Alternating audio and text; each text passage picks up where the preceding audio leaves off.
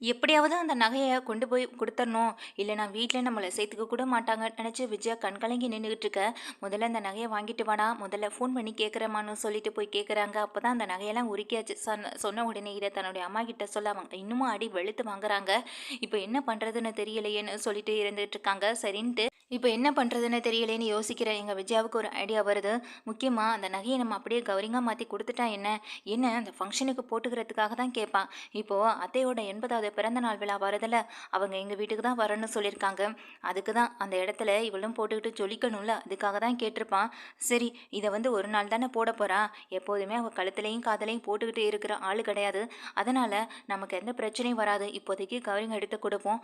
அதுக்கப்புறமா நம்ம நகைய குடுத்து எப்படியாவது சரி பண்ணிக்கலாம்னு நெனச்சுட்டு எங்க விஜயா இப்படி ஒரு பிளான் சொல்ல, இதை கேட்டு பார்வதி ஆடி போய் நிக்கிறாங்க. கண்டிப்பா மத்தவங்க சொல்ற மாதிரி இவங்க 2 பேருமே ஜெயில்ல இருக்க வேண்டிய ஆளு தான்.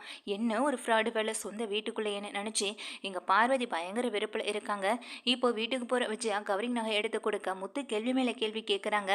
என்னப்போ இப்போதான் நகை திருப்பி கொடுத்துட்டேன்லன்னு சொல்லி இங்க விஜயாவும் அதட்ட 2 பேரும் வாங்கிக்கிட்டு வெளியில போக, ஆமா இப்போ எதுக்கு அதை வாங்கிக்கிட்டு வெளியில போறீங்கன்னு ரொம்ப பதட்டப்படுறாங்க. இதை கேட்ட அண்ணாமலை எங்க விஜயாவோட வாய் அடக்க, அவங்க என்னமோ பண்ணணும்னு நினைக்கிறாங்க, உனக்கு என்ன, உன் வேலை என்னமோ அதை மட்டும் பாருன்னு சொல்லி இங்க விஜயாவை திட்ட 2 பேரும் வெளியில போறவங்க. அதுவும் மீனாவுக்கு தெரிஞ்ச கடை அப்படின்றதுனால அங்க போய் கவரிங் நகைன்னு தெரிஞ்சாலும் அங்க இருக்க ஆள் ஏதோ தப்பு நடந்திருக்குமா மீனா, போய் முதல்ல என்னன்னு பாருன்னு சொல்லி வெளியில அனுப்பி விட்டுறாங்க. இப்போ ரொம்ப கோவத்தோட வீட்டுக்கு வந்து முத்து மீனா 2 பேருமே நகை பத்தின விஷயத்த எல்லார் முன்னாடியும் போட்டு உடைக்க எங்க விஜயாவுக்கும் மனோஜுக்கும் பயங்கர அதிர்ச்சியா இருக்கு. என்ன இது, நம்ம மாத்திட்டு வந்து கொடுத்த அடுத்த நிமிஷமே இந்த விஷயம் எப்படி வெளியில வந்தது? அப்போ என் மேல நம்பிக்கை இல்லாம தான் எடுத்துட்டு போனியாடா? இந்த நகையை கொடுத்து கவரிங்கா இல்ல தங்கமான்னு செக் பண்றதுக்கு தான் போனியான்னு சொல்ல, இப்போ அது ஒன்றும் பிரச்சனை இல்லைம்மா, நாங்க போனது ஏற விஷயம். அதை உங்ககிட்ட சொல்லிட்டு இருக்க எங்களுக்கு இப்போ நேரம் இல்லை. முதல்ல இந்த நகை எப்படி கவரிங் ஆனது அதை மட்டும் சொல்லுங்கன்னு சொல்லி கேட்க, எங்க விஜயா அப்படியே வாய் மூடிட்டு நிற்க. அண்ணாமலை ஒரு அதட்டுறாங்க. அதிலேயே பயந்து போன எங்க விஜயா எல்லாத்தையும் சொல்ல, இதை கேட்டு இங்க ரோஹிணிலேருந்து ஸ்ருதிலேருந்து ரவி வரைக்கும் ஆடி போய் நிற்கிறாங்க. மனோஜை பார்த்து எல்லாரும் முறைக்க இங்கே ஓடி போய் பயங்கரமான அடி அடிக்கிறாங்க. ரோஹிணி வந்து தடுக்கலான்னு நினைக்கிறாங்க. ஆனால் தப்பு இருக்கே, என்ன பண்ணுறதுன்னு தெரியாமல் அவங்க நின்றுட்டுருக்க எங்கள் விஜயா தான் போய் தடுக்கிறாங்க. என்னம்மா ரோஹிணி, என்ன நீ நின்றுட்டுருக்க பார்த்துக்கிட்டு இருக்கன்னு சொல்ல, என்னை என்னத்தை பண்ண சொல்கிறீங்க? இப்போது மனோஜ் பண்ணது சின்ன தப்பா என்ன? இவ்வளோ நாள் இங்கே முத்து வந்து அடிக்கிறாருன்னு நான் அவர் மேலே கோவப்பட்டுக்கிட்டு இருக்கேன். ஆனால் அது எல்லாத்துக்கும் இப்போ இவர் வந்து என்னை அசிங்கப்படுத்திட்டு இருக்காரே, நான் இவர் மேலே எவ்வளோ கோவப்படணும்? அடிக்கட்டும், நல்லா அடி வாங்கட்டும். நல்லா ஒரு பிஸ்னஸை பண்ண தெரியணும்னா அதுக்கு முதல்ல பிரெயின் முக்கியம். அதுவே இங்கே இல்லாதப்போ நான் என்ன ஆண்டி பண்ண முடியும்னு சொல்ல, இங்கே ஒன்றே முத்துவை தடுக்கிறாங்க. அடிக்காதடா அவனை அப்படின்னு சொல்லி தடுத்துட்டு இருக்காங்க. இந்த நேரம் வீட்டில் பெரிய பிரச்சனையே போயிட்டுருக்கு. பாருங்கப்பா, யாரோட நகையை ஏன் இந்த பார்லர் அம்மாகிட்ட நகையை வாங்கி அவங்க பிஸ்னஸில் நட்டோன்னா அதை நீங்கள் சரி பண்ணிக்க வேண்டியதான். இல்லை இந்த விஷயத்த பார்லர் அம்மாட்ட சொன்னால் பார்லர் அம்மாவே பார்த்துப்போம். என்ன பார்லர் அம்மா, நீ பார்த்துப்பியா இல்லையா? இல்லை இதே மாதிரி வீட்டில் இருக்க நகையெல்லாம் எடுத்துகிட்டு போய் அடகு வச்சுவியா அப்படின்னு சொல்லி கேட்க, ஏன் எனக்கு விஷயம் தெரிஞ்சிருந்ததுன்னா கண்டிப்பாக நான் மீனாவோட நகையை எடுத்திருக்கவே மாட்டேன்னு சொல்கிறாங்க. பார்த்துக்கடா, பார்த்துக்க, உன் பொண்டாட்டிட்டு இருந்து முதல்ல கற்றுக்கோ அப்படின்னு இங்கே வந்து சொல்கிறாங்க. இங்கே தன்னுடைய அம்மாவையும் பார்க்குறாங்க. எப்படி இந்த நகையை நாங்கள் இப்போதைக்கு கேட்க மாட்டோன்ற ஒரு எண்ணத்தில் அதை எடுத்து கொடுத்தீங்க அப்படி தானே? ஆனால் அவன் என்ன பண்ணியிருக்கான் பாருங்க, நீங்கள் அடகு வைக்க சொன்னீங்க, அவன் வித்துட்டே வந்துட்டான். வித்த மீதி பணத்தையும் இவன் தான் வச்சிருப்பான். முதல்ல இந்த நகையை வித்தல, அதை எவ்வளவுக்கு வித்தியோ மொத்த பணத்தையும் என்கிட்ட இப்போ திருப்பி கொடுக்குற அப்படின்னு சொல்லி கேட்குறாங்க. இதை கேட்ட அண்ணாமலை இங்கே மனோஜை பார்த்துட்டு இருந்து நிற்கிறாங்க. என்னடா மனோஜ், நீ பிஸ்னஸில் பெரிய லாபம் எடுத்திருக்குன்னு சொல்லும்போதே இங்கே முத்து சந்தேகப்பட்டான். அவன் சந்தேகப்பட்டது சரியாக தான் இருக்குது. நீ ஒரே நாளையில் இவ்வளோ சம்பாதிக்கிற ஆள் இல்லை. நல்லா ஏமாந்தது நீ மட்டும் இல்லாமல் இப்போது மீனோட நகையை எடுத்து அடகு வச்சிருக்கன்னு சொல்ல, என்னங்க அது நம்ம பையனுக்கு தானே உதவி பண்ணுது நகை, அதுவும் அது நம்ம போட்ட நகை தானே அப்படின்னு சொல்கிறாங்க. நீ போட்டியா, நீ சம்பாதிச்சு நீ போட்டியா அப்படின்னு கேட்குறாங்க எங்கள் விஜயாவை பார்த்து.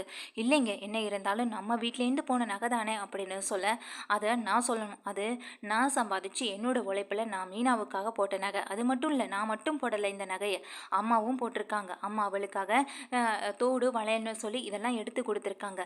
ஆனால் நீ என்ன பண்ணுன, அவங்களோட நகையும் சேர்த்து கொண்டு போய் இங்கே மனோஜிட்ட கொடுத்துருக்க. அவன் எல்லாத்தையுமே வித்துட்டு வந்துட்டான். இப்போ நீ திருப்பி கொடுக்க போறியா இல்லையான்னு சொல்லி கேட்க, எங்கள் விஜய் அப்படியே தகைச்சு போய் நின்று பார்த்துட்டு இருக்காங்க. இங்கே ரொம்பவே அசிங்கப்பட்டு நின்றுட்டு இருக்காங்க. முத்து முன்னாடியும் மீனா முன்னாடியும். மீனாவும் கேள்வி கேட்குறாங்க. ஏன் அந்த நகையை நீங்கள் போட்ட நகை வேண்டான்னு தான் சொல்லி கொடுத்தேன், ஆனால் அதுக்காக அதை வித்துருவீங்களா? அதை விற்கிற உரிமை உங்களுக்கு எப்படி வந்ததுன்னு சொல்லி கேட்குறாங்க. எங்கள் விஜயா வந்துட்டு மீனாவை எதிர்த்து பேச வரப்போ இங்கே முத்து சொல்கிறாங்க, மீனா கிட்ட ஒரு கேள்வி கேட்குறதுக்கு கூட உங்களுக்கு வாய்க்கூசில் எப்படி எல்லாத்தையும் எடுத்து திருட்டுத்தனம் பண்ணிட்டு இப்படி வந்து கேள்வி கேட்க உங்களுக்கு தோணுதுன்னு முத்து கேட்ட உடனே விஜயா மனோஜ் 2 பேரும் அமைதியாயிடுறாங்க. ஏண்டா திருட்டு பயலே, எனக்கு அப்பவே தெரியும்டா இந்த வீட்டில் திருடுறது நீ மட்டும்தான். ஏமா பலகுரல், ஏற்கனவே உங்கள் அம்மா உனக்காக நிறைய நகையெல்லாம் கொண்டு வந்து கொடுத்துருக்காங்க. கூடவே டைமண்ட் நெக்லஸ்னு இதெல்லாம் கொண்டு வந்து கொடுத்துருக்காங்க பார்த்துமா. அப்புறம் அந்த பீரோலையும் கை வச்சிட போகிறான். பேசாமல் அதெல்லாம் வீட்டில் வைக்கிறதுக்கு பதிலாக நீங்கள் லாக்கர்லேயே கொண்டு வச்சிருங்க அப்படின்னு சொல்ல, இங்கே உடனே ஸ்ருதி சொல்கிறாங்க, ஆமாம் ரவி, முத்து சொல்கிறது தான் சரி. இதுக்கப்புறம் இந்த நகையெல்லாம் வீட்டில் வச்சுக்கிறது நமக்கு சேஃப்டி கிடையாது. வெளியிலேருந்து திருட வருவான்னு ஒவ்வொரு நாளும் இருக்கிற காலம் போய் இப்போ வீட்டுக்குள்ளே இருக்கிறாங்க. நம்ம ஒவ்வொரு நாளும் அதுக்கு பாதுகாப்பாக இருக்க முடியும்? அதெல்லாம் அம்மா எனக்காக ஆசைப்பட்டு வாங்கி கொடுத்த நகை ரவி. நாளைக்கே இதை போய் லாக்கரில் வச்சிடலாம் அப்படின்னு சொல்கிறாங்க. இதை கேட்ட எங்கள் ரோஹிணிக்கு பயங்கர அவமானமாக இருக்குது. இங்கே ரோஹிணி உடனே ஸ்ருதிகிட்ட கேட்குறாங்க, என்ன ஸ்ருதி இப்படியெல்லாம் பேசுகிறீங்கன்னு சொல்ல, கொஞ்ச நேரத்துக்கு முன்னாடி வரைக்கும் மனோஜ் நீங்களே மரியாதை இல்லாமல் தான் பேசுனீங்க. நாங்கள் சொல்கிறது உண்மையை தானே இப்போ சொல்லிட்டு இருக்கோம். நாங்கள் ஒன்றும் பொய்யெல்லாம் சொல்லலையேன்னு ஸ்ருதி வெடுக்குன்னு சொல்லிடுறாங்க. இது வந்து ரோஹிணிக்கு இன்னும் பெருத்த அவமானமாக போயிடுது. இவங்களால ஒன்றுமே பேசவும் முடியலை. இதுக்கப்புறமா எங்கள் மனோஜை பார்த்து முறைக்கிறாங்க. மனோஜ் தலை குனிஞ்சு நின்றுட்டு இருக்காங்க. அந்த நேரம் பார்த்து எங்கள் வீட்டுக்குள்ளே போலீஸ் என்ட்ரியாக, என்னாச்சுன்னே தெரியாமல் எல்லாரும் வெளியே எங்கள் போலீஸை பார்க்க எங்கள் மனோஜை கைது பண்ணுறதுக்காக வந்திருக்குன்னு சொல்கிறாங்க. என்னாச்சு சார், அவன் எதுவும் தப்பு பண்ணிட்டானான்னு எங்கள் அண்ணாமலை கேட்க, மர்டர் அட்டெம்ப்ட் கேஸ் சார், இவன் மேலே ஒரு கேஸ் ஃபைல் ஆயிருக்கு.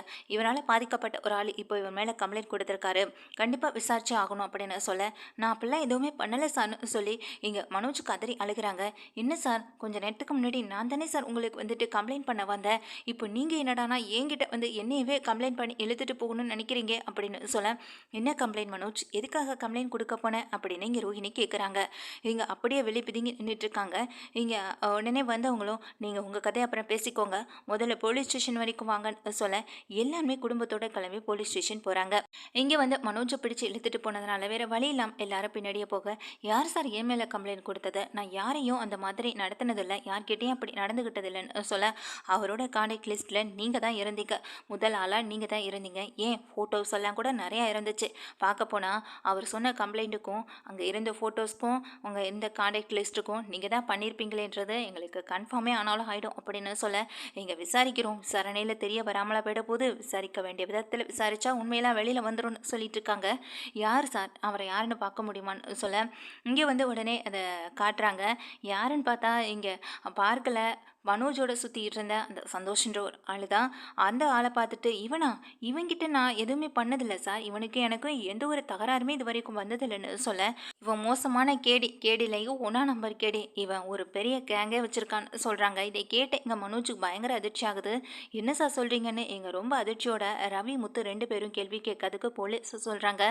ஆமாம், இவன் தான் பல பேர் கடையில் இந்த மாதிரியான ஆட்களை விட்டு பொருட்களை திருட வைக்கிறது, அது மூலமாக வர சம்பாதியத்தில் இங்கே வட்டிக்கு விட்டு சம்பாதிக்கிறது, எந்த ஒரு உழைப்பும் இல்லை, ஊதியம் மட்டும் நல்லாவே வந்துக்கிட்டு இருக்கு, உடம்பு வளையாமல் நல்லா ஈஸியாக காசு சம்பாதிக்கிறான்.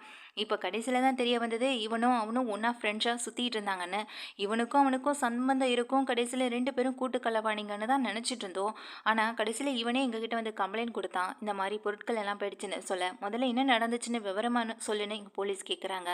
அப்போ தான் எங்கள் மனோஜ் சொல்கிறாங்க, முதல்ல எனக்கு வந்து ஒருத்தர் ஃபோன் பண்ணி பொருட்கள் எல்லாம் ஆர்டர் போடுறதுக்கு முன்னாடி இவன் தான் சார் எனக்கு ஃபஸ்ட்டு கால் பண்ணான். எங்கே இருக்க மனோஜ், நான் கடைக்கு வரட்டுமான்னு கேட்டான். இவன் வந்தால் ஓசியில் ஏதாவது தட்டிட்டு போயிடுவானே நினச்சி தான் நான் கடையிலே இல்லைன்னு சொல்லி போய் சொல்லி ஃபோனை கட் பண்ணிட்டேன். அதுக்கப்புறம் தான் வந்துட்டு இன்னொரு ஆள் ஃபோன் பண்ணார், அவர்கிட்ட நான் பேசிக்கிட்டு இருந்தேன். அடுத்த கொஞ்சம் நேரத்தில் வந்து பொருளெல்லாம் வாங்கிட்டு போனாங்க, பின்னாடி ஆட்கள்லாம் வந்து பணத்தையும் எடுத்துகிட்டு போயிட்டாங்க சார்னு சொல்ல, இங்கே முத்து ரவி அண்ணாமலைன்னு அப்போ தான் அவங்களுக்கு விஷயமே தெரிய வருது. அப்படியான சொல்கிற மாதிரி எங்கள் வாயை பழந்து பார்த்துட்டு இருக்காங்க. அப்போ மனோஜ் சொல்கிறாங்க, இதுக்கும் அதுக்கும் என்ன சார் சம்மந்தம், அவன் தான் இதெல்லாம் அனுப்புனதா சொல்கிறீங்களான்னு சொல்ல, கன்ஃபார்மாக அவன் தான் ஆட்களை அனுப்பியிருக்கான், அது விசாரணையில் தெளிவாக தெரிய வந்துடுச்சு. அதை தெரிஞ்சதுனால என்னவோ நீ தான் அவனை அடிக்க ஆள் வச்சு அடித்த அப்படின்ற மாதிரி, குத்தி கொலை பண்ண பார்த்தன்ற மாதிரியான ஒரு கம்ப்ளைண்ட்டை உண்மையில கொடுத்துருக்கான் அப்படின்னு சொல்கிறாங்க. சத்தியமாக இல்லை சார், நீங்கள் சொல்லி தான் சார் இப்படி ஒரு வேலையை அவனே பார்த்துருக்கான்னு தெரிய வந்தது. ஃப்ரெண்டுன்னு நினச்சிட்டு இருந்தேன், ஆனால் அவன் என்னன்னா இவ்வளோ பெரிய வேலையை பார்த்துருக்கான்னு சொல்லி எங்கள் மனோஜ் ரொம்ப தயக்கத்தோட சொல்லிட்டு இருக்காங்க, பதட்டத்தோட.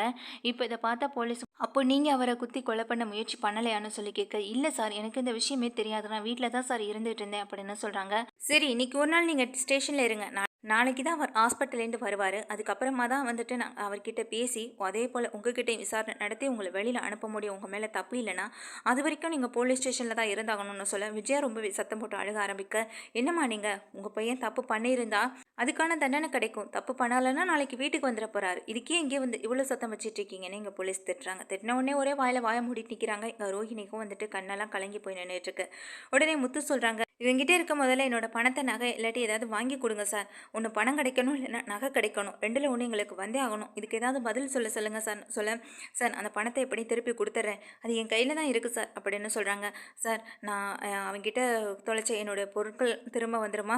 இல்ல பணமாவது திரும்ப கிடைக்குமான்னு" சொல்லி கேட்க, "அதெல்லாம் விசாரணையில தெரிய வரும். கொஞ்சம் அமைதியா போய் உட்காருங்க" அப்படின்னு சொல்லிடுறாங்க. "சார் நான் ஒரே ஒரு தடவை அவன்கிட்ட பேசணும் சார். ப்ளீஸ் சார், அதுக்கு மட்டும் பர்மிஷன் கொடுங்கன்னு" சொல்ல, எங்க போலீஸை வந்துட்டு வீடியோ கால் பண்றாங்க ஹாஸ்பிட்டலில் இருக்க அந்த மொட்டைக்கு. இதை பார்த்துட்டு மொட்டை கால் அட்டன் பண்ண எங்க மனோஜ் கேட்குறாங்க, "டேய் உண்மையை சொல்லுடா, நானும் உன்னை எதுக்குடா கொலை பண்ண போறேன்னு" சொல்ல, அதுக்கு அவர் சொல்றாரு, "நம்ம 2 பேரும் சேர்ந்து தான் இந்த பிஸ்னஸை பண்ணிட்டு இருந்தோம். நான் உன் கடையில் கையை வச்சோன்னு தெரிஞ்ச உடனேயே நீ என்னைய தாக்குறதுக்கு பிளான் பண்ணிட்ட. இதுதானே உன்னோட ஐடியா. அது எனக்கு நல்லாவே தெரியும்டா. நீ தான் இதை பண்ணிருப்பண்ணு" அப்படின்னு சொல்லி இங்கே வந்துட்டு அந்த மொட்டையும் சொல்ல, இதை கேட்ட மனோஜ், "நீ நானும் ஒன்றா சேர்ந்து பிஸ்னஸ் பண்ணோமா? ஏன்டா பொய் சொல்கிற இப்படி?" அப்படின்னு கேட்குறாங்க. "இல்லை சார், இந்த மனோஜ் தான் சார் பொய் சொல்கிறான். இவனும் நானும் ஒன்றா தான் சார் பிஸ்னஸ் பண்ணோம். ஒன்றா பார்க்கில் உட்காந்து இதை பற்றின மீட்டிங்கை தான் சார் நாங்கள் பேசிகிட்டு இருந்தோம்" அப்படின்னு சொல்கிறாங்க. இதை கேட்டு எங்கள் மனோஜ், "அப்படிலாம் இல்லை சார், இவன் ஏதோ ஒரு பிரச்சனையில் மாட்டியிருக்கான். அந்த பிரச்சனையில் தப்பிக்கிறதுக்காக என்னையை கோத்து விடுறான் சார். அப்படிலாம் நாங்கள் எந்த ஒரு டீலிங்லாம் இல்லவே இல்லை சார். இப்போ தான் நான் புதுசாக ஒரு பிஸ்னஸே ஸ்டார்ட் பண்ணியிருக்கேன்னு சொல்கிறாங்க. அது எல்லாமே ஆட்டை போட்ட பணத்தில் இருந்து வந்தது தான் சார். உண்மையை கேளுங்க சார், அவன் கண்டிப்பாக சொல்லுவான்" அப்படின்னு சொல்கிறாங்க. "சரி நான் விசாரிக்கிறேன். முதல்ல நீ ஃபோனை வை. காலையில் நீ போலீஸ் ஸ்டேஷனுக்கு வந்தாகணும். எங்கேயும் தப்பிக்க முடியாது. ஏற்கனவே கூட 2 கான்ஸ்டபிள் இருக்காங்க" அப்படின்னு சொல்லிட்டு எங்களை மிரட்டிட்டு ஃபோனை வச்சிடுறாங்க. "நீ வெயிட் பண்ணுங்க, நாளைக்கு காலையில் விசாரிக்கலாம்" அப்படின்னு சொல்ல, அப்போ அவன் சொன்ன மாதிரி நீ ஆட்டையை போட்ட பணத்தில் தான் நீ பிஸ்னஸே ஆரம்பிச்சான்னு சொல்ல, எங்கள் ரோஹிணி திருன்னு முழிக்கிறாங்க. மனோஜை பார்க்குறாங்க, முத்துவை பார்க்குறாங்க. இப்படி எல்லாரையும் பார்த்துட்டு ரொம்ப பயத்தில் நின்றுக்கிட்டு இருக்க எங்கள் மனோஜ் வந்துட்டு தலை குனிஞ்சு நிற்கிறாங்க. "இல்லை சார், அதெல்லாம் நான் கஷ்டப்பட்ட பணம் சார்னு" சொல்ல, இங்கே உடனே முத்து சொல்கிறாங்க, "நீ கஷ்டப்பட்ட பணமா? நீ எங்கடா கஷ்டப்பட்ட இந்த பணத்துக்காகன்னு" எங்கள் முத்து கேட்குறாங்க. இங்கே மனோஜ் சொன்னது கஷ்டப்பட்டு அந்த ஜீவாவை பிடிச்சி அவகிட்டேருந்து பணத்தை வாங்கினது, அந்த விஷயத்தை பற்றி அவர் சொல்லிட்டு இருக்காரு. உன்னை முத்து இப்படி கேட்டதுனால இங்கே மனோஜ் வந்துட்டு சமாளிக்கிறாங்க. "சார், இது இவெல்லாம் கஷ்டப்பட்டு வந்த பணம் இல்லை சார். இதே இவங்க அப்பா மலேசியாவிலேருந்து இவனுக்கு போட்டு விட்ட பணம்னு சொல்லிக்கிறாங்க. ஆனால் அதுவும் உண்மையாக என்னன்னு தெரியல. நீங்கள் சொல்கிற மாதிரி எனக்கும் இந்த சந்தேகம் இருந்துகிட்டு இருக்கு. நீங்களே விசாரிச்சு பாருங்க சார்னு" எங்கள் முத்து சொல்ல, "டேய் நீ வேற ஏண்டா சும்மா இருடா" அப்படின்னு அண்ணாமலை சொல்கிறாங்க. "இல்லைப்பா, உண்மையை தானே சொல்கிறோம். அப்போ தானே நமக்கு இருக்கிற சந்தேகமும் போகும். உண்மையிலேயே இது மலேசியாலேருந்து வந்த பணமா, இல்லை வேற யார்கிட்டேருந்து வந்த பணமா? இப்படி ஏதாவது ஒரு விஷயம் நமக்கு தெரிய வந்தால் போதுமா? போதும் இல்லைப்பா. மனோஜ் தப்பு பண்ணானா அவனை திருத்தி நல்ல வழியில் கொண்டு போகிறது நம்ம கையில் தானே இருக்குது. இப்படியே விட்டுட்டோன்னா இவன் இன்னும் பெரிய திருடனா ஆகிறதுக்கு கூட நிறைய வாய்ப்பு இருக்குன்னு சொல்ல, இங்கே ரோஹிணிக்கு என்ன பேசுறதுன்னு கூட தெரியல. நம்ம வசமாக மாட்டிக்க போகிறோம். மனோஜ் பிடிச்சு விசாரிச்சாங்கன்னா எல்லா உண்மையும் வெளியில் வந்துடுமே நினச்சி ரோஹிணி தயங்கி போய் நின்றுட்டுருக்காங்க. அந்த மொட்டை வேற நல்லாவே போட்டு கொடுத்துட்டாரு. ஏன் எதுக்கு நான் பல தடவை கடன் கேட்டோம் இங்கே வந்துட்டு மனோஜ் கொடுக்கல. மனோஜ் கடையில் இந்த மாதிரியான பொருளை ஆட்டையை போட்டாவது நம்ம பணத்தையும் நம்ம கடனையும் அடைச்சிக்கலாம் அப்படின்னு நினச்சவருக்கு இங்கே வந்துட்டு எப்படியோ போலீஸில் மாட்டிக்கிறாரு. சரி, நம்ம முதல் தடவை தப்பு பண்ணியிருக்கோம், 2வது தடவை இந்த தடவை தப்பு பண்ணுறத பார்த்து நிதானமாக பண்ணுவோம்னு நினச்ச வரும் போலீஸ் மாட்டேன். போலீஸ்ட்டை இப்படி எக்குத்தப்பா மனோஜை பற்றி சொல்லிடுறாரு. இப்போ வந்துட்டு அந்த பணம் எப்படி வந்ததுன்ற விசாரணை ஆரம்பிக்கும் பொழுது தான் கண்டிப்பாக அந்த பணத்தை பற்றி விஷயமும் வீட்டுக்கு தெரிய வரும். இங்கே அண்ணாமலை, முத்து, மீனானி எல்லாருக்கும் தெரிய வரப்போகுது.